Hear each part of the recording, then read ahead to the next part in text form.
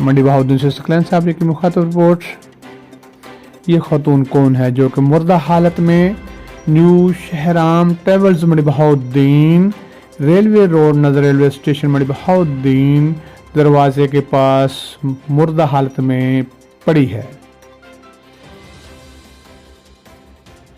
اطلاع ملنے پر پولیس تھانہ سٹی منڈی بہاؤالدین موقع پر پہنچ گئی اور 1122 ٹیم نے جائے وقوع پر پہنچ کر نامعلوم لڑکی کی لاش کو ریسکیو کیا۔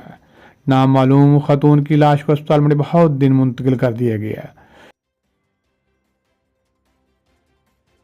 پولیس تھانہ سٹی منڈی بہاؤالدین اصل حقائق معلوم کرنے کے لیے مصروف تفتیش ہے کہ لڑکی کون ہے، مردہ حالت میں جائے وقوع پر کیسے پہنچی، اس کے ساتھ کیا بیتی ہے۔